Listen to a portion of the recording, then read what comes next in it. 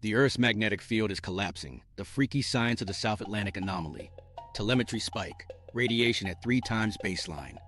The voice is steady until the screen stutters. Pixels smear, then freeze.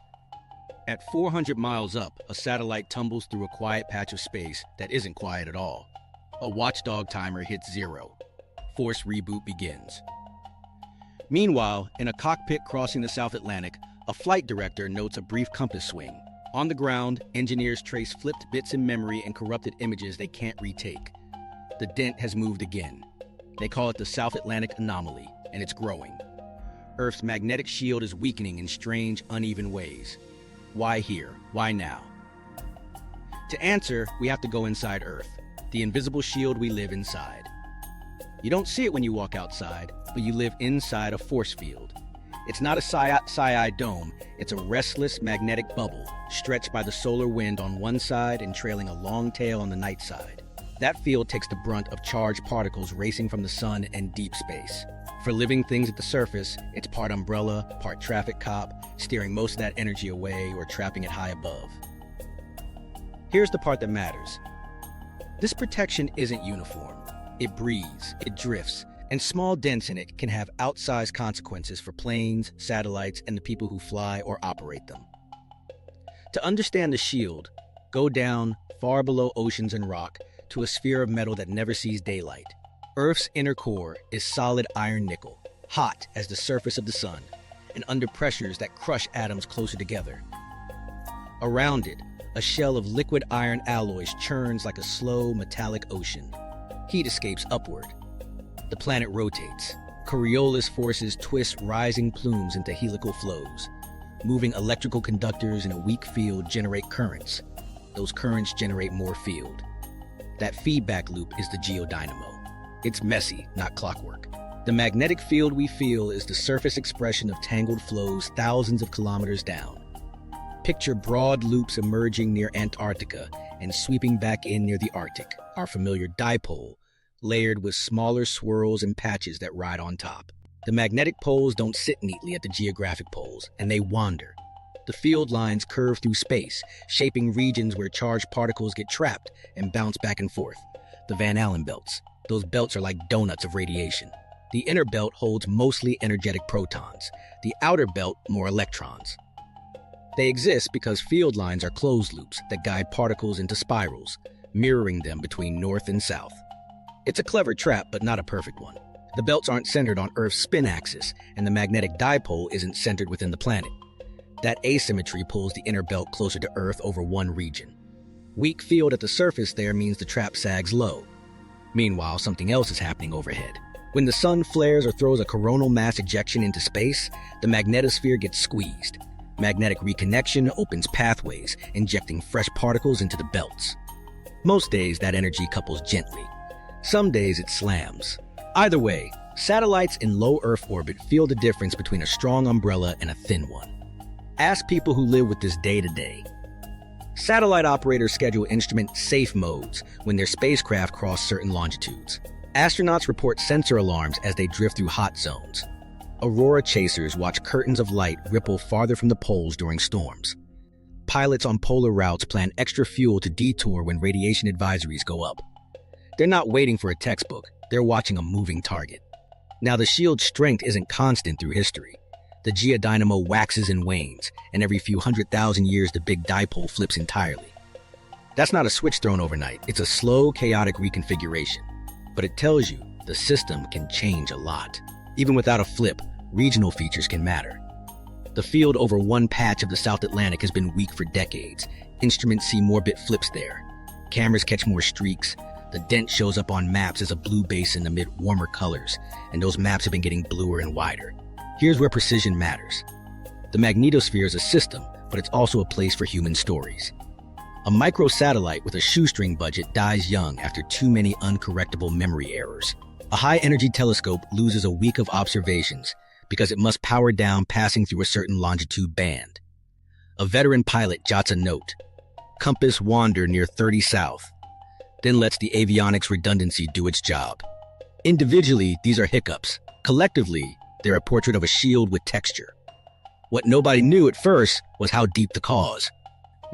It's tempting to blame the belts alone, as if a sagging trap explains everything. But the belt sags because the field lines sag. And field lines sag because the dynamo beneath them is pushing and pulling in ways that aren't even... Small changes in the flows of liquid iron can ripple up as large surface anomalies. One detail will matter later. A persistent zone beneath southern Africa, where the field at the core-mantle boundary tends to point the wrong way, opposite the main dipole. That reverse patch can drag the global field off-center and weaken it overhead. It has cousins elsewhere, but this one has a habit of sticking around. While most of the sky looks safe on a quiet day, one patch acts like the door is cracked open.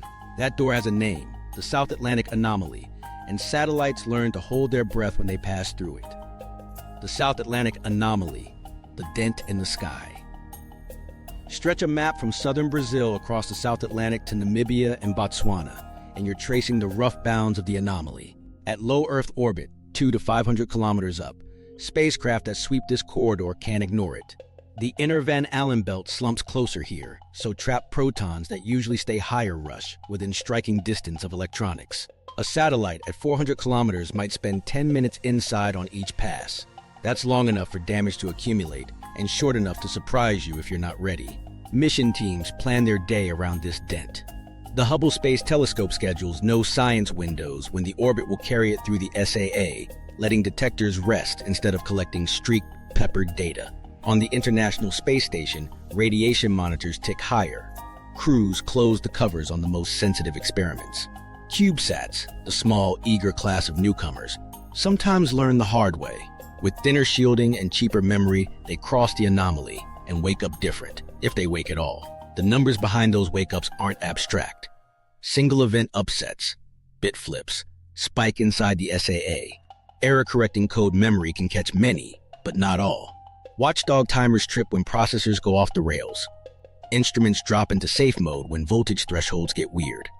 Mission logs show clusters of resets centered on longitudes west of Africa and east of Brazil, like a fingerprint stamped across orbits that look otherwise clean.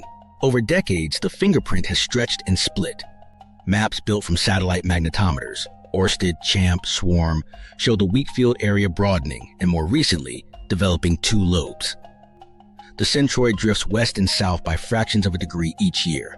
Engineers who've worked multiple missions can point to old plots with a single dark basin and compare them to today's where twin depressions complicate the route. It isn't static, it's alive. Meanwhile, the anomaly's ceiling matters as much as its footprint. At higher altitudes, the proton flux weakens.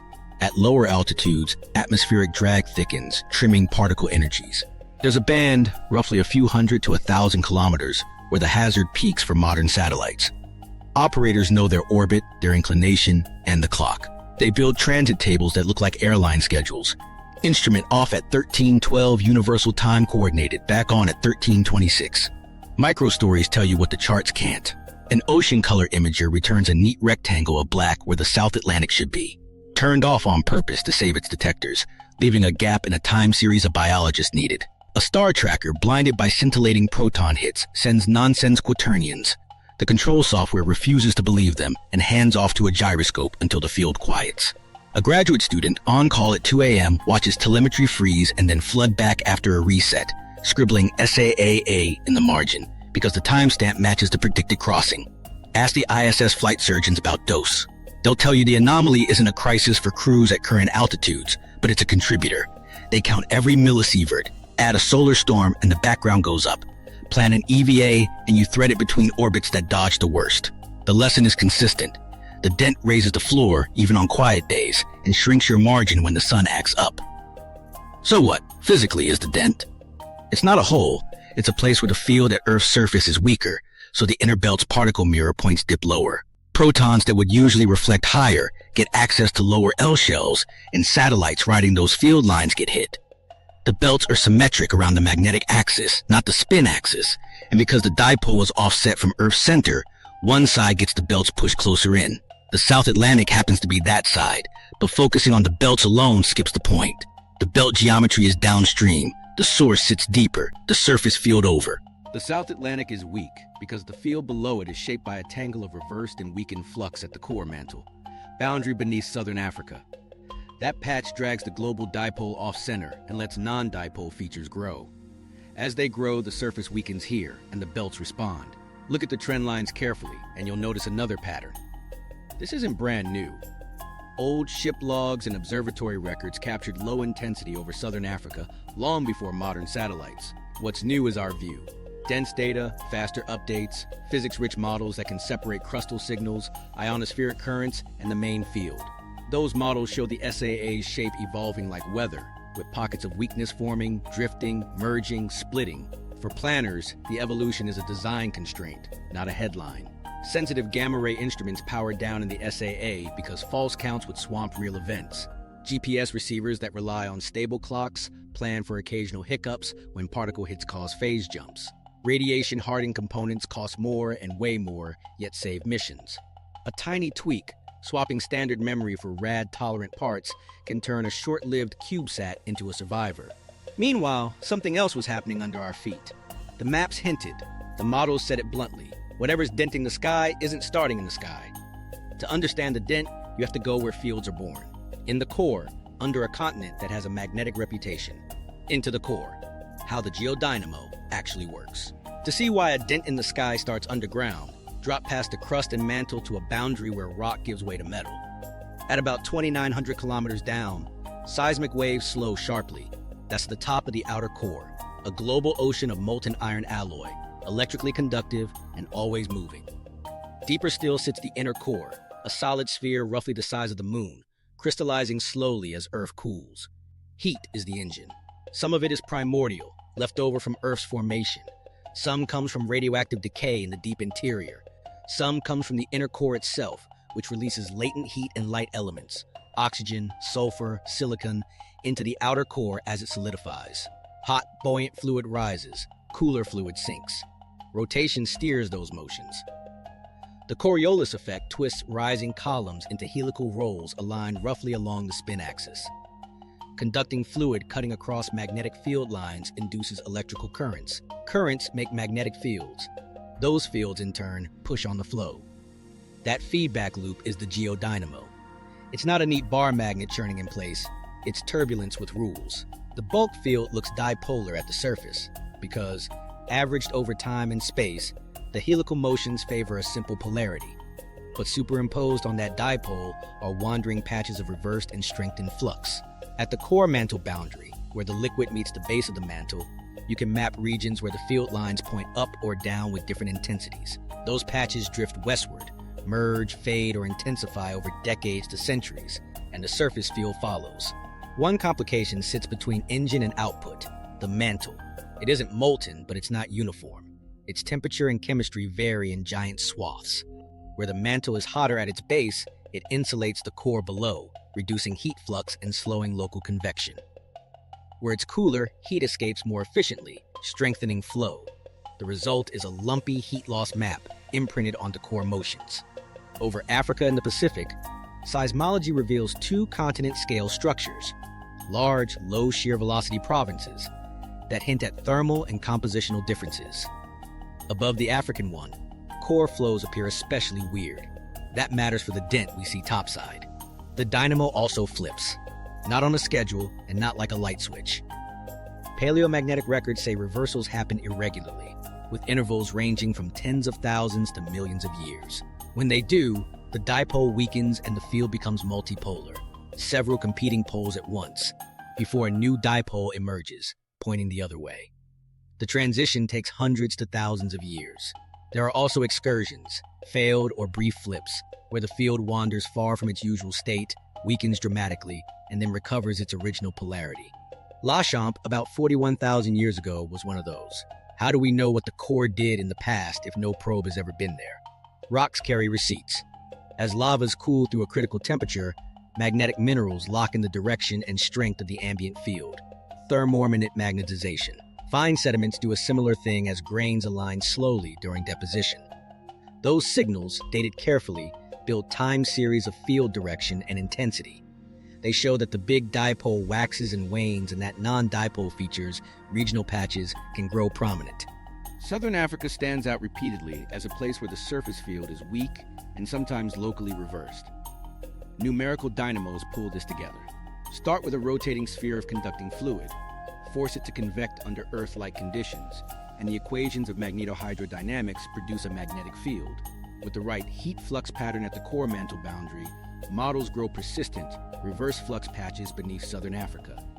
Those patches drag the dipole off-center and create weak zones at the surface aligned with today's South Atlantic Anomaly. In simulations that undergo reversals, such patches often seed the multipolar chaos that precedes the flip. Here's why small shifts matter. The field strength we measure at the surface is the sum of many contributions: the core's main field, crustal magnetization, and external currents in the ionosphere and magnetosphere. The core term dominates at long wavelengths. If a reverse flux patch at the core boundary expands or migrates, the large-scale dipole weakens and tilts. That can shave tens of microteslas off the surface field over a region without rewriting the whole planet's magnetism. For a satellite in low Earth orbit, that shaved margin is everything. Meanwhile, nothing in the core happens in isolation. Westward drift, a slow march of magnetic features around the globe, shows up in observatory records. Sudden jerks, abrupt changes in secular variation, tell us the flow can reorganize quickly. Some researchers link those jerks to torsional oscillations, shear waves of faster and slower rotation propagating through the outer core.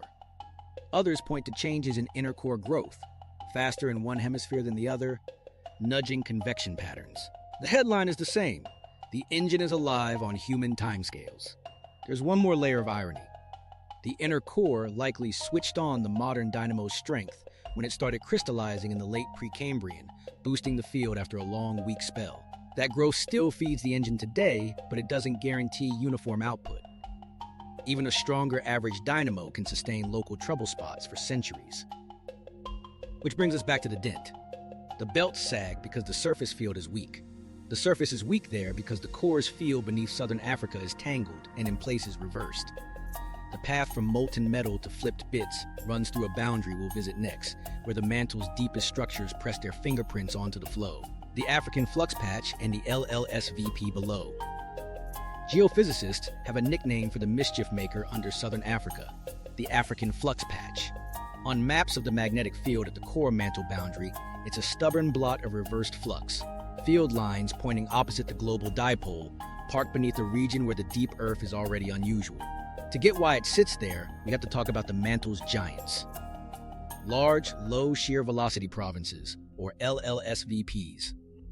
LLSVPs are continent-sized stacks of hotter, chemically distinct rock perched at the base of the mantle, one under Africa, the other under the Pacific.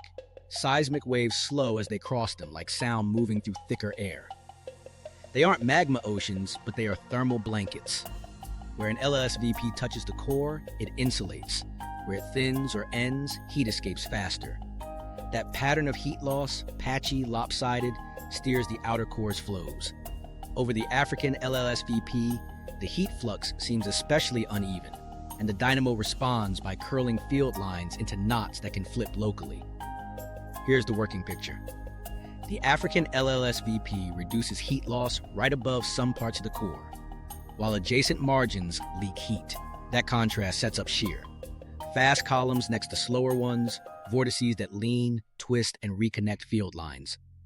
In simulations that feed the core with an African-style heat map, a reverse flux patch forms and persists beneath southern Africa. It migrates and pulses, but it tends to reappear.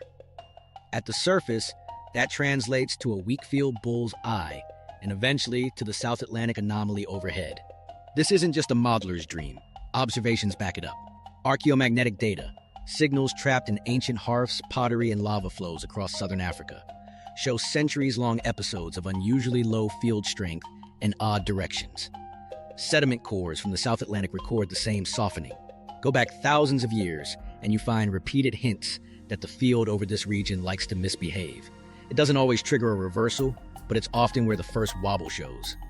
Meanwhile, seismologists and geomagnetists are trying to make their pictures line up. In one lab, a researcher stacks seismic tomography slices to pin down the LLSVP's outline, its bulbous top, its steep sides, then hands that geometry to a colleague who feeds it into a Geodynamo code. In another lab, someone takes the past 2 decades of swarming ground, observatory data, inverts them into a time-varying map of core surface flows, and asks if those flows gather or shred reverse patches over Africa. The point isn't to force agreement, it's to test whether deep structure can plausibly shape the magnetic weather we see. There's a political-sounding argument inside the science: heat versus chemistry. Is the African LLSVP mainly hotter, or is it compositionally different in a way that changes its density and how it sits? The answer matters because a chemically distinct pile may be stable for hundreds of millions of years, making its magnetic influence persistent. A purely thermal feature could evolve faster. Right now, the best guess is both: a thermochemical pile that's long-lived, but with a thermal topography that waxes and wanes. That mixed identity would explain why the flux patch sticks around across many human generations, yet breathes on decadal scales. From a stakes perspective, this is the hinge between deep time and daily operations. If the African flux patch is a recurring engine of surface weakness, then the SAA isn't a random dent. It's the modern face of a long story. That means planners shouldn't expect it to vanish next year. It might split, drift, or change shape, like it has in recent maps, but the tendency for weakness in that sector could persist as long as the deep structure does. There's also a reversal angle. In many numerical dynamos that reverse, the opening act is the growth of large reversed flux patches that erode the dipole. The African patch often plays that role. It's not a guarantee. Earth has hosted flux patches without flipping, but it's one reason scientists watch southern Africa closely. If the patch strengthens and spreads, the global dipole can tilt and weaken faster. That accelerates the rise of non-dipole features, and the field at the surface becomes a mess of lobes and local poles. Satellites would feel that as an expanding, shifting hazard zone. Birds and fish that navigate magnetically would face a noisier map. Now, none of this is fortune-telling. Core flows can reorganize. Sudden jerks and secular variation hint at internal waves or shear zones that can knock the system into a new pattern. If the heat flux around the edge of the LLSVP changes, say because mantle plumes wax or slabs pile up elsewhere, the flux patch could drift or weaken. That's why scientists push for better core watching. More observatories, longer satellite missions, and data assimilation that stitches everything into one evolving picture. There's a human micro-story here too. A team in Cape Town hunts for Iron Age pottery, careful to note kiln orientation and soil chemistry, because tiny crystals inside the clay cooled in a field that's long gone. Across the hall, someone compares those directions to a model run overnight that finally produced a stubborn reversed patch in the right place. They don't declare victory. They print the plots, tape them side by side, and write "close" in pencil. It's not a headline, but it's a step toward trusting the link from a deep, hot province to a dent that resets satellites. To move from where and why to when, we need clocks. Rocks can give us that. They remember not just the direction of the field, but how strong it was and how fast it changed. Those records turn deep structure into timelines and timelines into risk. Rocks as time machines, reading ancient magnetism. To turn deep structure into timelines, we use rocks that remembered the field the day they cooled. When lava erupts, it's a tangle of glowing crystals and melt. As it cools through a narrow temperature window, its Curie point, tiny iron-bearing minerals align with the local magnetic field and lock in. That's thermoimminent magnetization. Sediments work differently. As fine grains settle in water, they rotate slowly, nudged by magnetism, and preserve a smeared but valuable average called depositional remanence. Both are imperfect. Together, they're clocks with character. The method looks simple on a whiteboard and fussy in real life. Geologists hike to a flow, drill a core the size of a soda can, and mark its orientation with a sun compass, because regular compasses can lie when the rock itself is magnetic. Back at the lab, they heat the core in steps, stripping away unstable magnetization, and measure what remains with sensors so sensitive a passing elevator could ruin a reading. If the direction and intensity hold steady through heating, you've got a faithful ancient signal. If it wobbles, you try again, or you toss the sample. Dating is the other half. Fresh basalt can be clocked with radiometric methods, potassium-argon or argon-argon, pinning its cooling to a decade or a century. Sediment layers carry different clocks. Annual varves, ash beds with known ages, or radiocarbon and organic material nearby. Every date comes with uncertainties and corrections. Was the lava reheated by a later intrusion? Did groundwater alter the minerals? The best studies stack multiple lines of evidence until the error bars shrink. Now the stories those rocks tell. Across Iceland's rift valleys and Hawaii's flanks, lava sequences, capture swings in field intensity and direction during the last few 100,000 years. In Ethiopia's Afar, flood basalts froze snapshots of a restless field. Along the South Atlantic margins, Brazil and Namibia, coastal flows and baked clays record centuries when the field over southern Africa ran low. Stitch enough records together and you see patterns. The global dipole waxing and waning, while non-dipole features, the regional lumps, grow loud and drift. We named the big chapters. The Brunnes Kron is our current normal polarity, stretching back about 780,000 years. Before it lies the Matuyama, mostly reversed. In between are stutters, excursions, where the field faltered but didn't commit to a flip.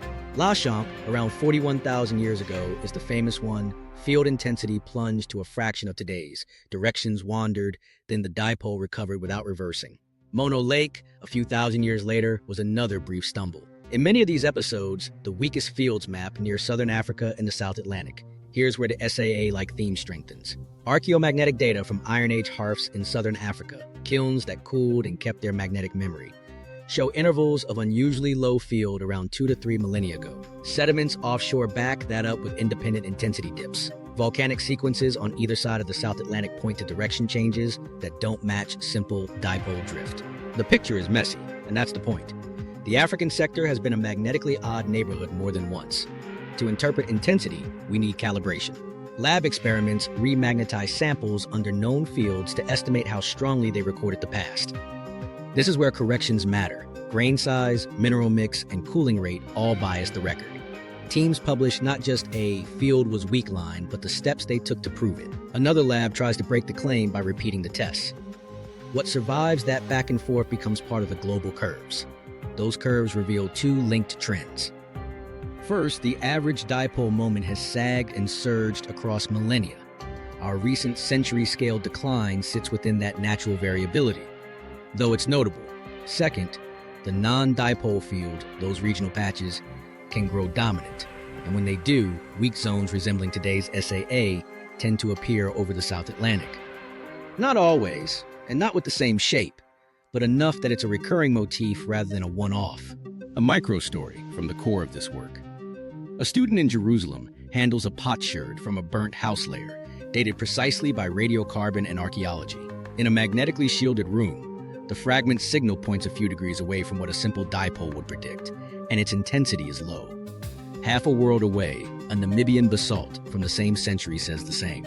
That convergence is the payoff. Different materials, different methods, same weirdness over Africa. Once we trust the record, we can ask bolder questions. How fast can the field change? In some stacks, directions swing by tens of degrees in a human lifetime. How low can intensity go without flipping?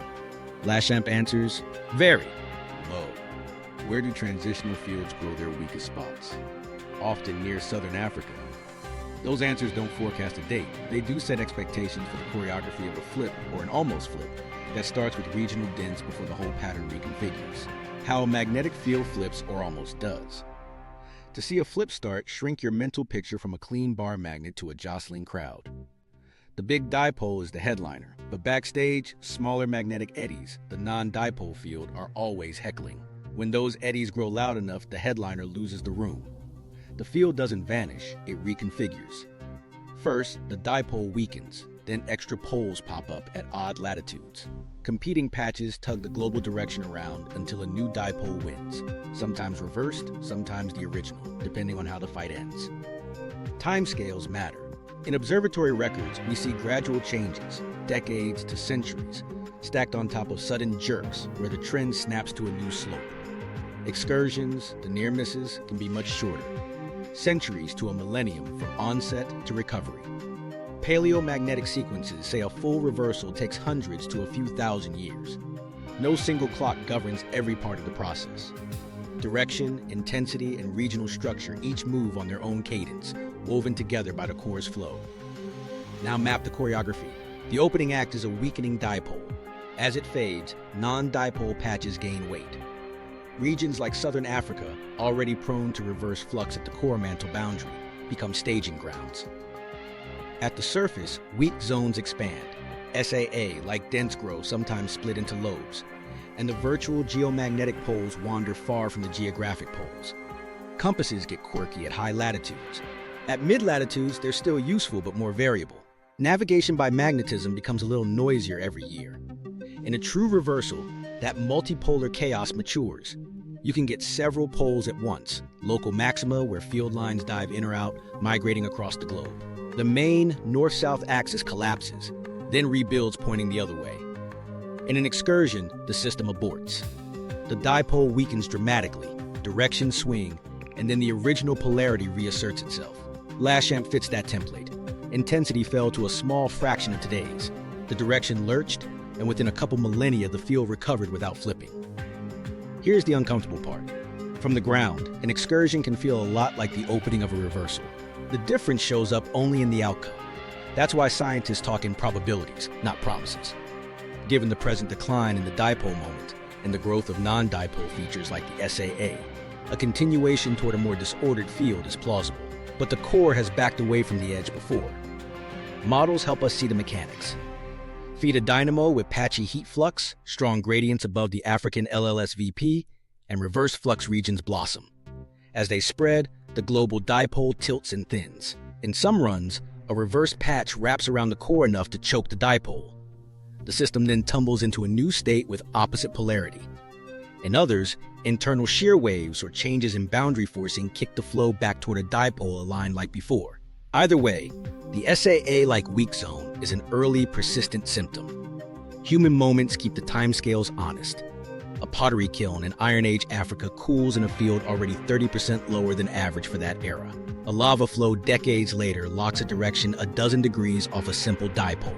A century after that, sediments offshore record another dip in intensity. To the people living through it, nothing looks apocalyptic. Skies might host auroras farther from the poles during storms. Compasses might drift more often. Birds might rely more on stars and smell than on magnetic maps. The drama is in the instruments. Technology feels the messy middle first. In a multipolar field, satellite hazard zones wouldn't be neatly bounded. SAA, like dents, could appear in new longitudes, merge, or slide. Mission planners would update transit maps as often as weather forecasts. Radiation belts would redistribute, fed by the sun, and shaped by a field with more entry points. Ground systems, tuned to today's geomagnetic patterns, would rehearse for storms under a noisier shield. One critical distinction: collapse doesn't mean zero field. Even at Laschamp level lows, the geomagnetic field still exists. It's weaker and lumpier. That means cosmic rays penetrate deeper, but the atmosphere and residual magnetic shielding still matter. Increased radiation at aviation altitudes, higher satellite upset rates, and more geomagnetically induced currents on long power lines are real risks. They're manageable with planning, and they spike mainly when the sun throws a tantrum. So what turns a wobble into a flip? In the models, it's scale and connectivity. Reverse flux patches grow large enough to disrupt the dipole's global circuit, and the system finds a new, lower energy state with opposite polarity. What turns a wobble back? A change in flow, torsional oscillations sweeping through the core, or altered heat flux at the edge of the LLSVP, can restore the dipole's dominance before the threshold is crossed. Both outcomes are baked into the same physics. The path depends on how the flow evolves. Meanwhile, something else is happening beyond the core. During a weakened, multipolar phase, solar storms couple more efficiently into the magnetosphere and ionosphere. The sun waxes and wanes on its own cycles. The same event that's a nuisance today could be a grid-level headache under a softer shield. That's why the flip or not question isn't the only one that matters. The in-between state is where people and machines actually live. This was the moment everything changed. Not because the poles swapped, but because we started treating magnetic weather like real weather. Plans, protocols, and hardware shifted from a static map to a moving target. And the first place that forced the change was the dent we've been following. Because messy states don't stay in space. They hit people and machines, starting in orbit. Spacecraft in the crosshairs. Orbit teaches humility fast. You plan for vacuum, microgravity, and thermal swings. The South Atlantic Anomaly adds roulette. Sensitive telescopes like Hubble don't even try to fight it. They schedule science blackouts for every pass. Those minutes add up to days every year, traded deliberately so detectors aren't sandblasted by proton hits that masquerade as stars. On the International Space Station, handheld dosimeters chirp higher as the station drifts into the hot zone, and experiments with unshielded sensors go to sleep until the counts fall. Meanwhile, smaller spacecraft learn harder lessons. A CubeSat with consumer-grade memory crosses the anomaly, and suddenly its attitude solution is nonsense. Bit flips in a star tracker catalog turn bright Orion into gibberish. The Watchdog timer does what it's built to do, forces a reboot. If the reboot lands during a momentum dump or a ground pass, you lose more than data. You lose operational rhythm. Multiply that by dozens of crossings per week, and a cheap satellite ages in dog years. Engineers treat single event upsets like weather. Error-correcting code memory fixes most flipped bits silently. Where it can't, triple modular redundancy. 3 processors voting on the correct answer keeps guidance steady, but every layer costs mass, power, and money. Science teams cut exposure by commanding SAA masks. Turn off detectors, close shutters, drop voltages, and ride it out. You can see the mask in raw data as a neat rectangle of zeros over the South Atlantic, absence as a design choice. Case files tell the story better than acronyms. An X-ray telescope comes online after weeks of commissioning, points at a long-planned target, and then drifts into the SAA 15 minutes early because the weak field lobe has migrated since the pre-launch. Maps were printed. The first light image is gorgeous until the bottom third dissolves into pepper. Cosmic confetti from charged particle hits. The principal investigator stares, sighs, and reschedules the entire observing block because the instrument can't separate fake photons from real ones at that dose rate. GPS isn't immune. Satellite clocks are hardened, but radiation spikes can still nudge phase for a moment. Onboard firmware notices and flags a bad fix. Your phone never sees it. A precision surveyor does. Downstream, timing networks that rely on satellite discipline absorb the blip with redundancy. The point isn't failure, it's headroom. The anomaly trims it. Add a solar storm and the cushion gets thin. Operators keep no-fly lists at the instrument level. Don't take long exposures between these latitudes and longitudes. Don't open the door here. Star trackers switch to gyros through the dent. Reaction wheels accept sloppier pointing. High voltage detectors reduce bias. The sequence is rehearsed like a checklist for icing. The satellite knows where it is, knows the schedule, and behaves conservatively because a few minutes of caution buys months of life. Economics are baked into those minutes. Radiation-hardened parts cost multiples of their commercial cousins. Shielding adds kilograms you'd rather spend on fuel or sensors. Insurance premiums bake in anomaly risk for certain inclinations. A constellation can fly around the SAA by choosing orbits that minimize transit time. A single flagship doesn't get that luxury. Every reset risks flash memory wear. Every safe mode chooses thermal margin. Every scramble packet adds to a ground team's overtime. When a satellite dies young of accumulated radiation damage, the postmortem reads like a weather report. Too many hits, not enough margin. There's a human heartbeat under the telemetry. A flight software engineer writes a patch at midnight, too. Extend the SAA mask by 90 seconds after a string of spurious resets. On the next pass, the spacecraft glides through without a hiccup. She watches a flat, calm strip in the logs where the spikes used to be, and finally heads home. In a clean room, a test lead wheels a temporary proton source up to a spare board, dials flux to match the anomaly's profile, and watches soft errors bloom. The fix is a single configuration bit. Change the memory scrub rate from minutes to seconds. Not everything can be turned off. Earth-observing imagers lose coverage if they nap through every pass. Comm satellites can't drop service. Designers harden the interfaces that must stay awake. Power systems with crowbar circuits to short out transients. Field-programmable gate arrays with configuration scrubbing. Clocks wrapped in shielding like a thermos. Even so, upsides sneak in. The anomaly is a training ground. Teams learn to operate with shifting constraints because the dent itself drifts. The centroid creeps west and splits into lobes, and schedules compiled 6 months ago slip by minutes today. Then the sun weighs in. A coronal mass ejection squeezes the magnetosphere and pumps fresh particles into the inner belt. The floor rises. What was survivable on a quiet day becomes a red flag pass. Operators widen masks, raise thresholds, and accept lost data to save hardware. That dance becomes muscle memory. Watch the space weather feed, fold it into the SAA plan. It's not panic, it's seasonal living under a dented roof. The lesson is blunt and useful. Spacecraft aren't felled by headlines, they're worn down by statistics. The South Atlantic Anomaly doesn't guarantee failure, but it tilts the table. Surviving it isn't magic, it's a stack of choices. Hardware, software, procedures made by people who've learned the sky has texture. Up next, we bring that texture down to flight levels, where planes, crews, and passengers meet the same particles with less aluminum in between. Planes, people, and radiation. Now we come back down to the flight levels. At cruising altitude, 35 to 41,000 feet, you sit above most of the atmosphere's protective depth. Cosmic rays that would be harmless at sea level arrive with more punch. Airlines plan around that. Polar routes, where Earth's field funnels particles toward the poles, see higher background dose. Equatorial routes see less. But cross the South Atlantic Anomaly at the right latitude, and you add a wrinkle to the map.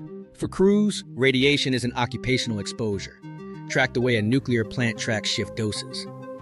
Dosimeters ride in flight bags and on bulkheads. Regulators publish limits, conservative with wide margins, and airlines shuffle rosters so the same pilots don't rack up too many long-haul polar hours in a single quarter. The numbers are small in absolute terms, measured in micro-sieverts per hour, but they add up across a career. Pregnant crew get special scheduling. Dispatchers watch the sun and the routes, then make calls that trade fuel and time for dose. Meanwhile, the cockpit's brain has its own vulnerability. Avionics face the same single event upsets that plague satellites, just with more aluminum in between and shorter exposures. That's why critical systems run redundant architectures. 2 or 3 flight management computers cross-checking, inertial units paired with GPS and radio nav aids, watchdogs ready to reset a misbehaving line, replaceable unit without touching the rest. A flip bit can throw a momentary caution, prompt a reversion to a backup sensor, or spark a brief flag on a display. The design assumes it will happen eventually, and it routes around it. Pilots collect micro-stories the way engineers collect logs. A captain over the South Atlantic watches the standby compass drift a few degrees off the primary for a minute, then slide back. The flight deck notes it, checks cross-references, and moves on. A first officer on a polar leg sees a GPS loss of integrity flag for seconds. The aircraft flips to inertial and DME automatically. No drama because the procedures are drilled. Verify attitude and thrust, fly the airplane, let the systems sort themselves, write it up. Where the anomaly matters most is margin. On a quiet solar day, the SAA nudges radiation higher, but stays within the band the industry expects. On a storm day, the nudge stacks with a spike. Aviation weather centers issue advisories. Radiation, HF radio blackouts, degraded GNSS, coded like any other hazard. Airline ops centers pull crews off polar tracks and send them south, or they raise altitudes where the atmosphere is thicker, burning more fuel to buy dose reduction. Over the anomaly, some carriers already plan altitudes and timing to avoid peaks predicted by space weather models. HF radio tells its own story. On high-latitude routes, crews rely on HF to talk to oceanic control. When the ionosphere is rattled by a solar event, HF goes scratchy or dark. You move to SATCOM, or follow procedural separation with bigger buffers.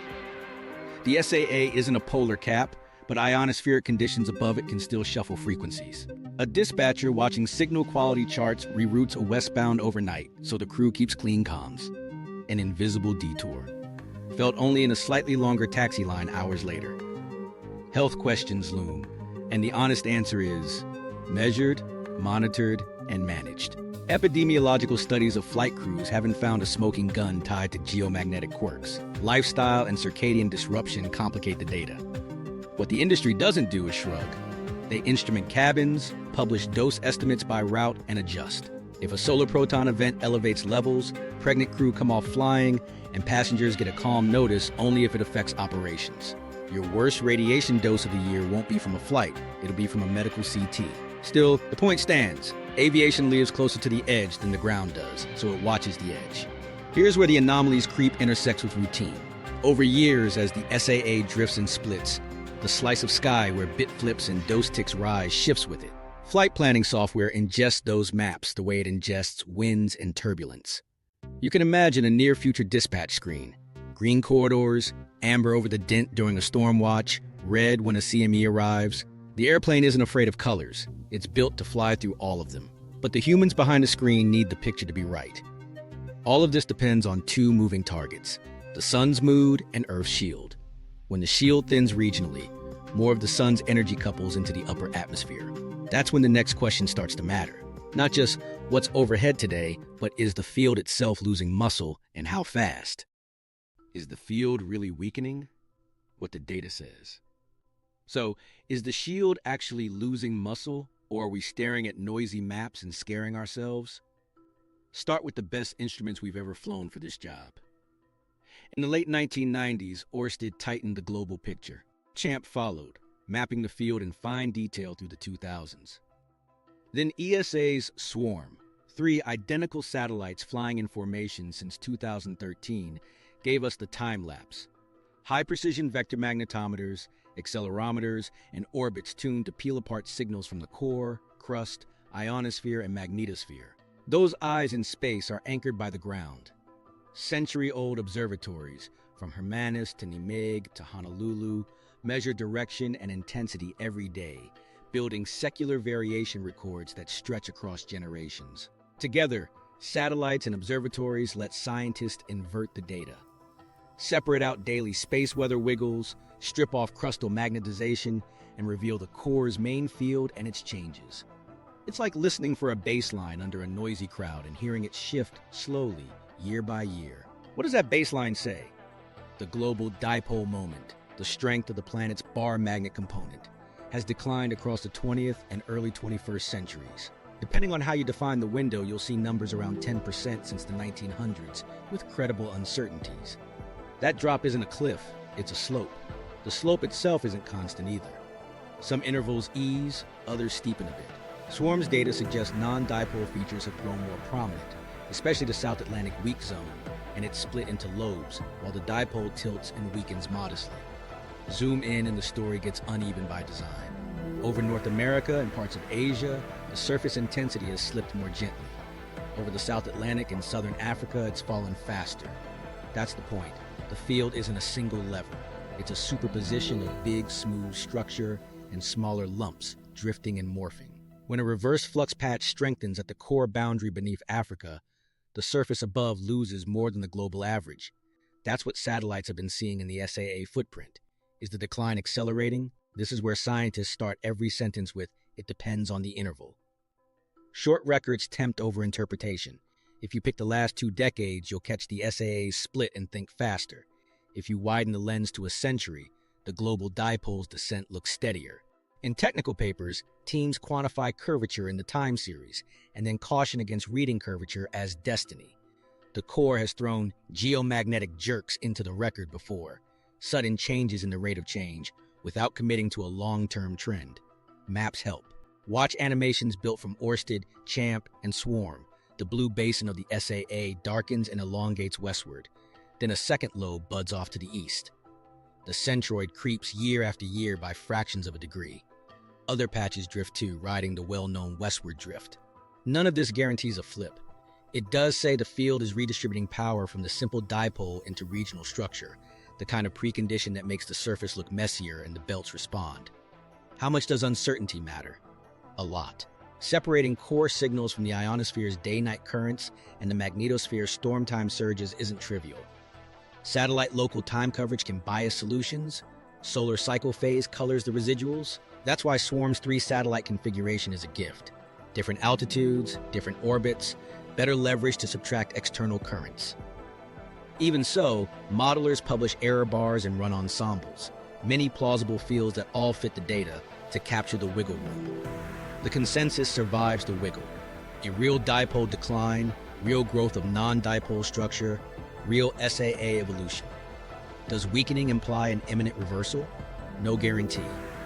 Paleomagnetic curves show century to millennia fluctuations in dipole strength that didn't end in flips.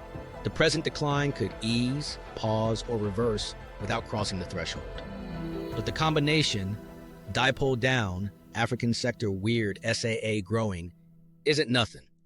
It's the configuration that, in models, can precede excursions or reversals. Scientists phrase it carefully. Elevated probability of continued complexity, not a date. One more layer. Coupling to the sun.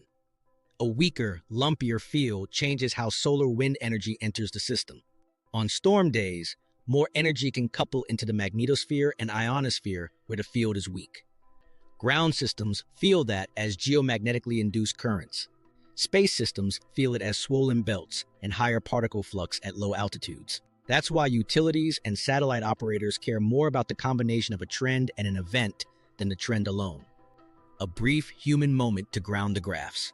In a mission control room, a swarm operator watches today's Downlink, clean magnetometer traces, tiny stair steps where calibration cycles run.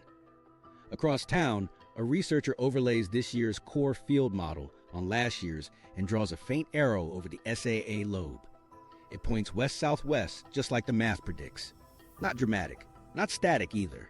They publish the update, and somewhere a spacecraft team widens an instrument mass by 60 seconds. So is the field really weakening? Globally, yes. Modestly, regionally, very much so over the South Atlantic. Are we collapsing? No. Are we entering a more complicated map that demands better forecasting and more margin? Absolutely. And the moments when that matters most are coming from above, not below, when the sun throws a punch at a moving target. The sun, storms, and grid vulnerability. Meanwhile, above all this, the sun loads the dice. It isn't steady, it cycles. Magnetic fields on its surface twist until they snap solar flares and hurl blobs of magnetized plasma into space. Coronal mass ejections. Most miss us, some don't. When a CME hits Earth, it compresses the dayside magnetosphere and stretches the nightside tail, setting up a chain where magnetic field lines break and reconnect. That reconnection opens doors, energy floods in.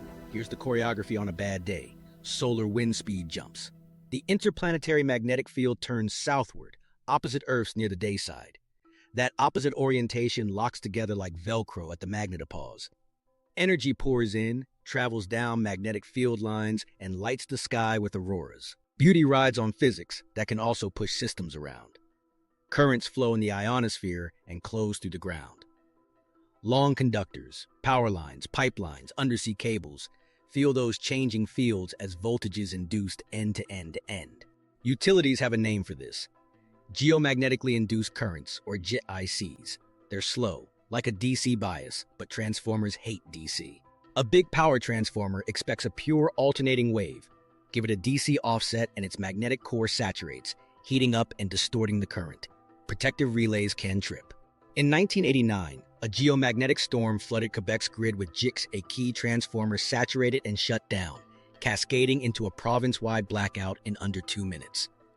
Auroras glowed as far south as Texas. Operators stared at dead panels. That wasn't a one-off. The Halloween storms of 2003 rattled Europe and North America, knocked out satellites, and forced airlines to detour polar routes for days. Go back further to 1859 and the Carrington event. Telegraph systems spark showered, operators shocked, paper burned. We didn't have a modern grid then. If we'd had today's long, interlinked infrastructure, the hit would have been a stress test we might have failed. This isn't myth, it's system physics. Long wires make big antennas for geomagnetic storms. Now fold in our dented shield. A weaker, lumpier magnetic field changes how storm energy couples into the magnetosphere. Where the field is weak, the same solar input can drive stronger currents. That doesn't mean catastrophe, it means margins shrink.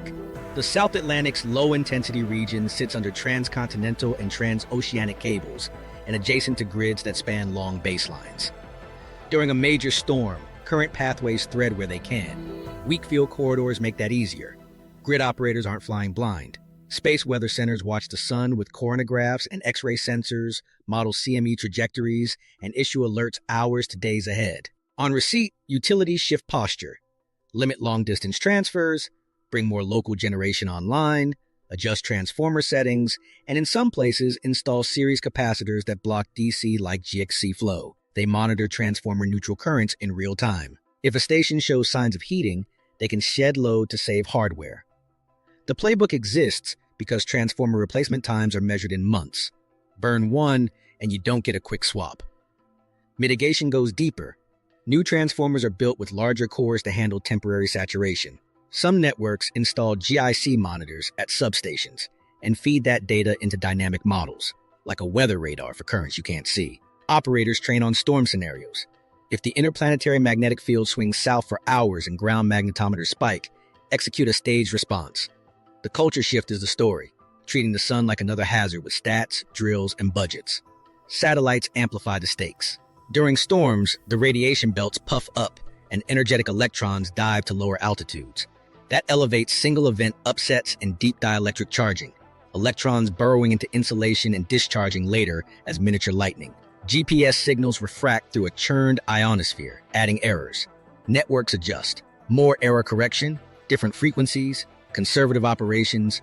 Airlines reroute to avoid HF radio blackouts at high latitudes. As our earlier satellite stories showed, a dented shield raises the floor.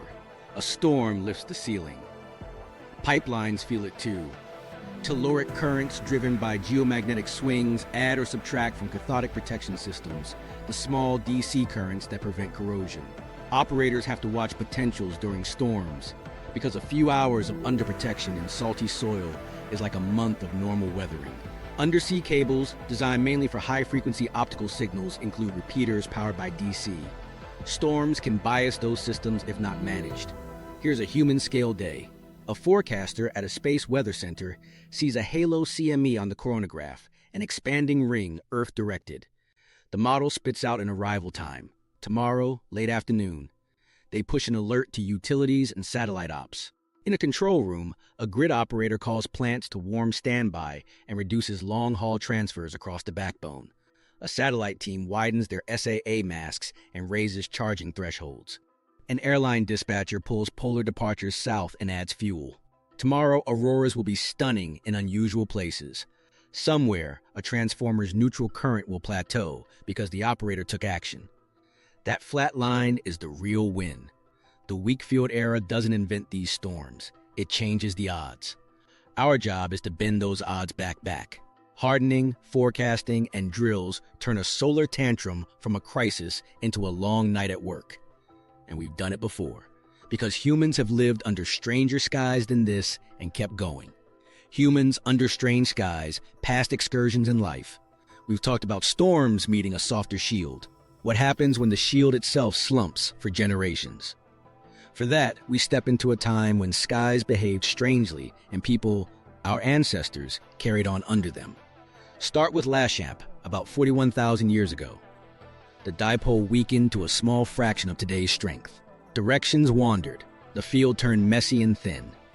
Cosmogenic isotopes, radiocarbon in tree rings, beryllium-10 in ice, spiked because more cosmic rays hammered the upper atmosphere. If you were camped in what's now France, you might have seen auroras bleed toward mid-latitudes on storm nights. A quiet spectacle no one then had words for. The days weren't apocalyptic. They were familiar, with a little more skyfire. Evidence comes as layered receipts. In Greenland and Antarctic ice cores, annual layers lock in 10. Be surges right when paleomagnetic records show intensity bottoms out. Ancient kauri trees in New Zealand, with rings spanning millennia, archive a step in 14C that lines up with the same episode. Those are global signals of a leaky shield. They don't read like a death sentence, they read like a sustained stressor. Did life suffer? There's no clean fingerprint of mass harm tied to Laschamp. Large animals persisted. Humans, Neanderthals in their last chapters and Homo sapiens expanding, made tools, painted caves, crossed water. Ozone chemistry likely shifted a bit. Some models suggest patches of thinning under heightened particle showers. That would have nudged ultraviolet higher at the surface for stretches, a hazard you'd feel as faster sunburn under clear skies. Climate? Hints, but not a robust causal chain. The strongest climate swings around that time have better anchors in ocean circulation and ice dynamics than in magnetism. On the ground, people adapted the way people do, locally, practically. A micro story from archaeology. A layer of charcoal in an African rock shelter brackets an interval when the local field was low. Hearths burnt as usual. The pottery that cooled in their heat recorded weak intensity, but the recipes didn't change. A child's footprint hardens in mud nearby. There's continuity in those prints, not panic. Step further back and stranger. Around 565 to 591 million years ago, paleomagnetic intensity fell for millions of years. Rocks say the dynamo limped, then the inner core's growth likely boosted it. Life didn't end. In fact, complex animal body plans blossomed in the Ediacaran and Cambrian that followed. Correlation isn't causation, but it breaks the myth that a weak field means biosphere collapse. Oceans, atmosphere, and geology carry most of the habitability load. The magnetic field is a shield, not the sole pillar. Closer to us, there are other excursions: Mono Lake, Blake, brief stumbles where intensity dropped and direction swung before the dipole reasserted itself. Each leaves the same layered signature: isotope spikes, weak field rocks, hints of low-latitude auroras, and historical notes when we get to times with writing. Medieval chronicles describing red blood skies at surprising latitudes during strong storms don't require a reversal. They require a storm and access. A weaker regional field offers that access more often. What about health now, if an excursion repeated? The aviation story we just told scales. Dose at flight levels would tick up, more careful scheduling for crews, electronics see more errors, on the ground. At sea level, the atmosphere remains a thick shield. Your annual dose barely budges compared to medical imaging or natural background differences between granite country and coastal plain. The bigger risk rides the wires and the satellites, not your bones. Humans handle strange skies with culture as much as with tools. A navigator in the Pacific, reading swell, stars, birds, and magnetic hints, would lean a bit more on the first three in a noisy field. A radio operator in the 193s learns to change frequency when the ionosphere refuses a band. A grid dispatcher in 2025 opens a playbook when a CME is inbound. The continuity is the point. We already live with a variable magnetosphere. A weakened spell is more of that variability stretched. There's meaning in the restraint. Scary doesn't equal catastrophic. Excursions challenge systems, not existence. People watch the sky, write down the patterns, and adjust. That's the inheritance we use now. Ice cores, tree rings, lava flows, time machines that say the field can wobble hard while life proceeds. So what are we getting wrong in the story we tell ourselves? We've been mixing local dents with global doom, and headlines love a flip. The next step is to strip myths away and stick to what the record supports. What's likely, what's hype, and what preparation actually looks like. Myths, misconceptions, and what we actually know. Let's clear the air, because the story gets tangled fast. First myth: a flip is an instant apocalypse. Reality, reversals and excursions unfold over centuries to millennia. The field weakens, gets lumpy, then reorganizes. There's no day when compasses spin like slot machines and satellites all die at once. Risks rise unevenly and are manageable with time, money, and planning. Second myth: the South Atlantic Anomaly means a flip is imminent. It doesn't. The SAA is a regional weak zone tied to deep structure beneath Africa. Versions of it have come and gone in the past without triggering a global reversal. It's a warning light for operations, not a countdown clock for catastrophe. Scientists watch it because it tells us how the core's flow is evolving, not because it sets a date. Third myth: a weaker field disappears. Even during Laschamp level lows, Earth still had a magnetic field. It was softer and messier, so more cosmic rays reached the upper atmosphere and satellites took more hits, but the atmosphere remained a robust shield at the surface. Daily life continued for people who never knew magnetosphere was a word. Fourth myth: headlines about magnetic north racing across the Arctic prove collapse. Magnetic poles wander fast when non-dipole features grow. Pole speed is a symptom of complexity, not proof of a looming flip. Models reproduce pole surges without reversing. It's noisy behavior inside a living dynamo, interesting and operationally relevant, but it doesn't force the ending. Overreach comes from mixing scales. A local anomaly like the SAA gets treated as a global verdict. Or short windows, 2 decades of satellite data, get extrapolated to centuries. That's where scientific language matters. When researchers write low confidence, they mean the data support multiple interpretations. More observations could change the odds. Elevated likelihood isn't, will happen by 2040. It's a nudge. Build margin. What we actually know rests on stacked lines of evidence. Satellites and ground observatories agree the global dipole has declined modestly since 190, while regional complexity has grown, especially over the South Atlantic.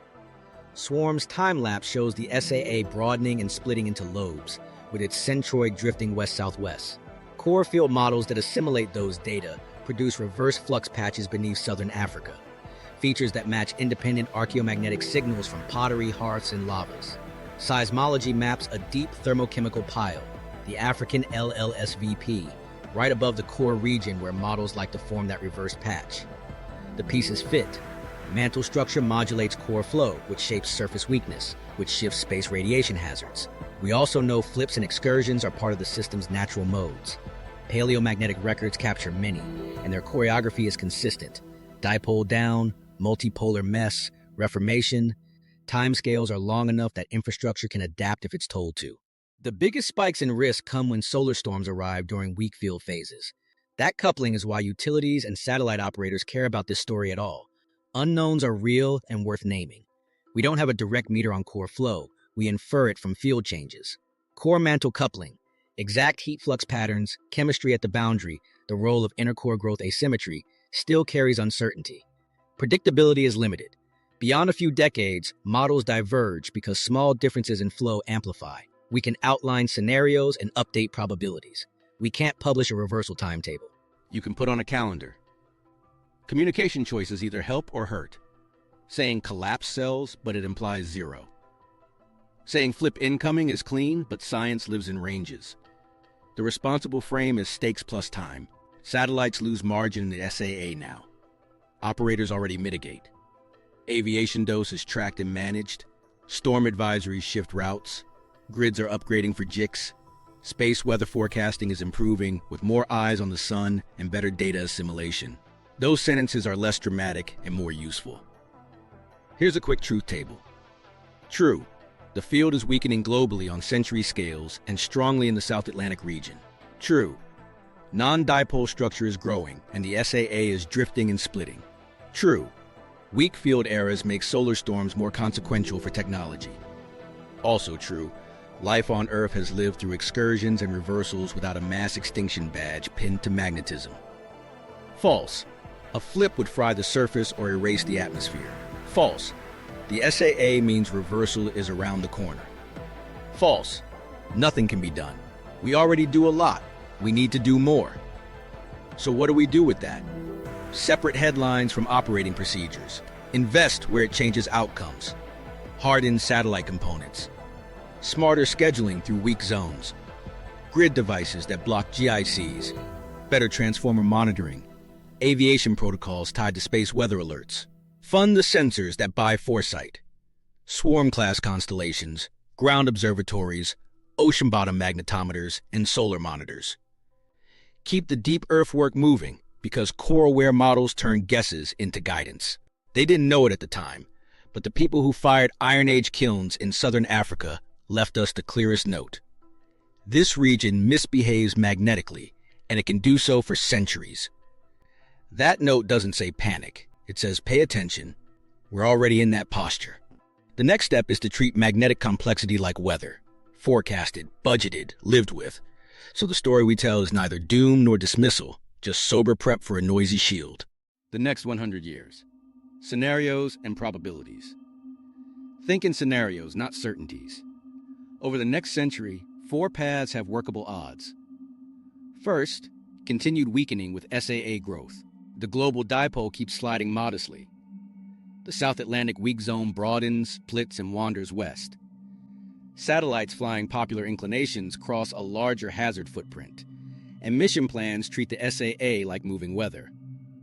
Aviation dose management tightens during solar peaks. Grids face a few storm nights that bite harder than they would have decades ago, but playbooks hold. This is the no drama, more work path, arguably the baseline. Second, stabilization. The dipole plateaus as core flow reorganizes. Non-dipole structure still evolves, but the mean strength steadies. It's happened before on century scales. SAA growth slows, lobes merge or fade, and operators reclaim some margin. In this path, preparation invested now still pays off. Hardening and forecasting don't expire, but the urgency shifts from emergency to maintenance. Third, an excursion. The dipole weakens markedly, half, then a third of today's in a few centuries. Regional complexity blooms, and directions wander without committing to a full flip. The SAA is no longer unique. Other dents appear and migrate. This is a stress test for satellites, aviation, and grids during solar maxima. It's survivable with planning and costly without it. The world learns to issue magnetic weather advisories with the same routine tone as hurricane watches. Fourth, a full reversal.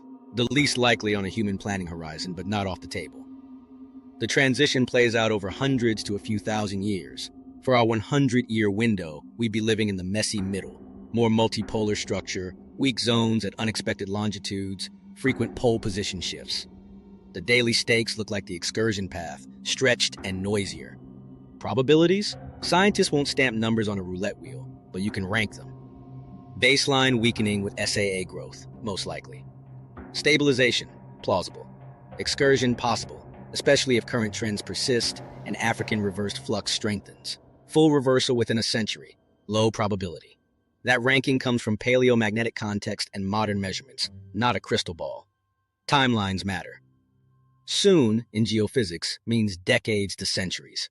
The planning horizon for satellites is 5 to 15 years. For grids, decades. For national infrastructure, multi-decadal. So we translate deep time into program cycles. If the next 20 years keep the current slope, the SAA will demand larger masks and better shielding. New satellites should assume higher upset rates. If the next 40 bring an excursion like DIP, grid defenses sized for G4 storms should assume more frequent G3, G4 hits and faster alerts. Sector impacts split into near-term and structural. Satellites, designed for higher particle flux in low Earth orbit, more shielding around memory and power, aggressive configuration scrubbing, fault-tolerant avionics, and SAA-aware autonomy that adapts to moving boundaries.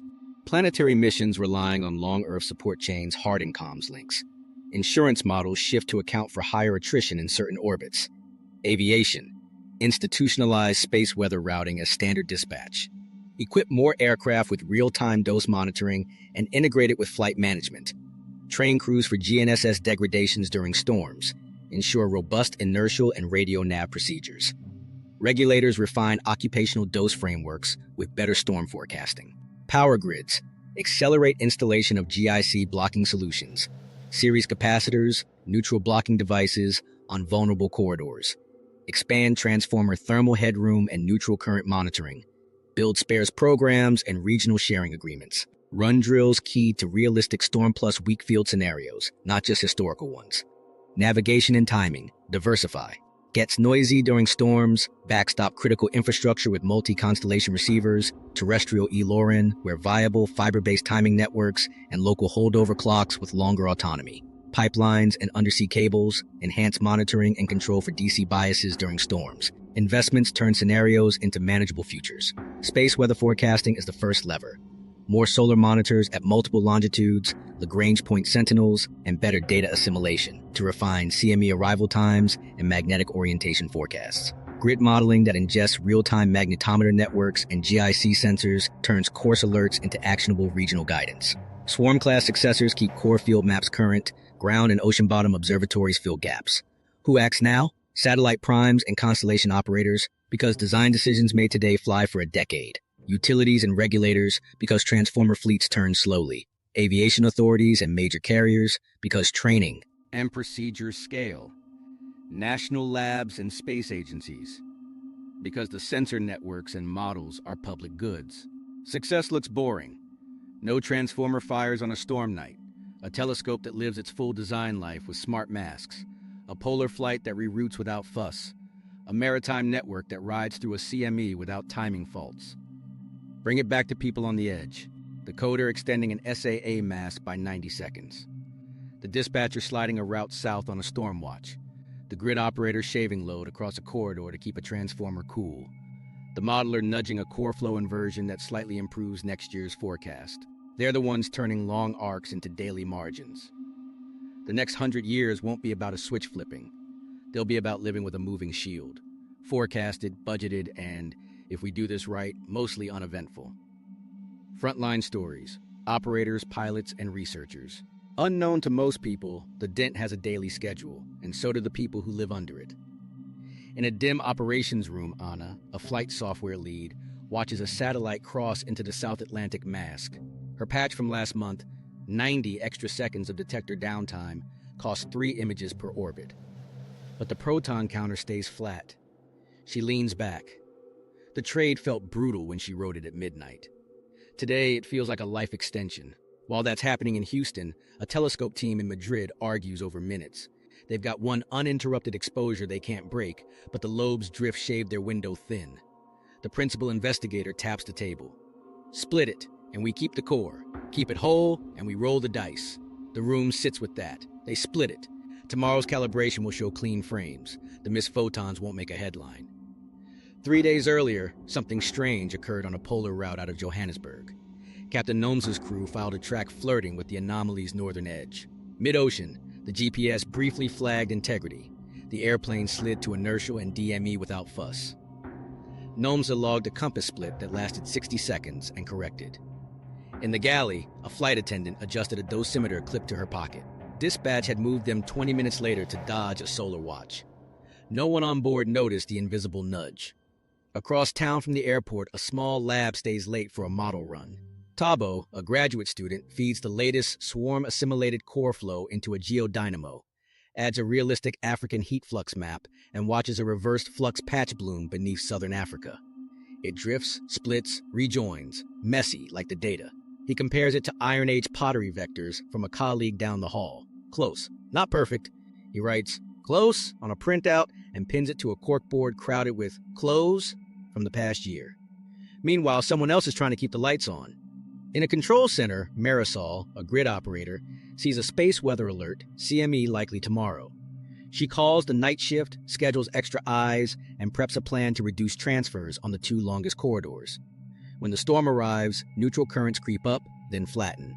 A transformer that ran hot in 2003 runs cool tonight. The log entry reads like a weather note. Storm, no issues. Not every story ends that tidy. A small Earth Keob satellite overflies the SAA with a star tracker in a bad mode. A bit flip sneaks through ECC, scrambles a quaternion, and a safe mode triggers mid-downlink. The team loses a day of data and a little confidence. They meet, re-rank risks, and move the modes change 5 minutes earlier next pass. It's not drama. It's accretion. Thousands of micro choices that bend the failure curve. Here's where it gets human. An avionics engineer in Toulouse tests a new memory scrub schedule against a tabletop proton source. The logs stop showing silent errors. He texts a photo of a flat line to his mother who doesn't quite know what she's looking at. "It's good," he writes. She replies with a thumbs up and a heart. 2 floors up, a program manager signs a waiver to add a kilogram of shielding around a clock can. The mass margin disappears. The clock survives the next storm. In Cape Town, archaeologists crouch beside a kiln trench. They bag sherds, note the kiln mouth orientation, trade jokes about ancient masons who become data points. Back at the lab, the fragments give low intensities that match a sediment core offshore. A seismologist swings by with a new tomographic slice of the African LLSVP's edge. They argue heat versus chemistry over cold coffee and decide the only answer worth anything is another sample. Researchers, operators, pilots, different rooms, same negotiation. Science time versus safety time on telescopes. Uptime versus lifespan on satellites. Fuel versus dose and dispatch. Load versus headroom on a grid.